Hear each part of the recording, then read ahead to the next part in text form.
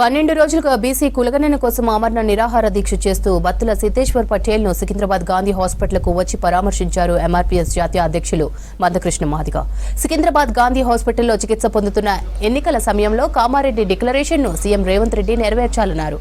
వచ్చే స్థానిక ఎన్నికల్లోపు బీసీలకు 42% రిజర్వేషన్ అమలు పరిచి ఎన్నికలకు వెళ్లాలని డిమాండ్ చేశారు. బలహీన వర్గాల పట్ల ఎంఆర్పీఎస్ అండగా ఉండి పోరాటం చేశామన్నారు మందకృష్ణ.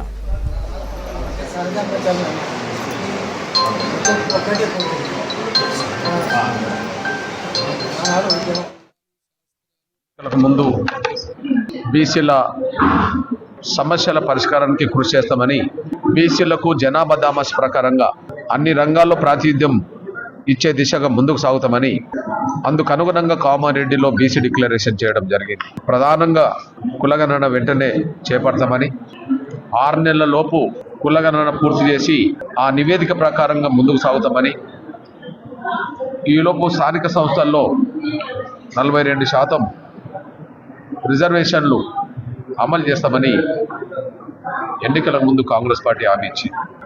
సోదరులు ఇవాళ సిద్ధేశ్వర్ గారు ఎంఆర్పీఎస్ ఉద్యమంతో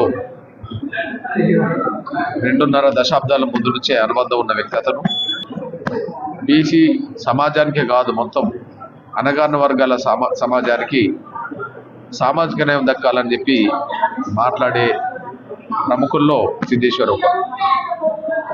వాళ్ళ తను కాంగ్రెస్ పార్టీ ఎన్నికలకు ముందు ఇచ్చిన హామీలను అమలు చేయమని చెప్పే కామారెడ్డి డిక్లరేషన్కు కట్టుబడి ఉండి వెంటనే అమలు చేయమని చెప్పే 12 రోజులుగా దీక్ష చేస్తున్నాం.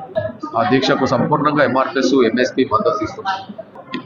ప్రస్తుతం పాలకులు కాంగ్రెస్, ఇచ్చింది కాంగ్రెస్ పార్టీ, వాటిని అమలు చేసే దిశగా ముందుకు సాగకపోవడం చాలా నిర్లక్ష్యం, బాధాకరం.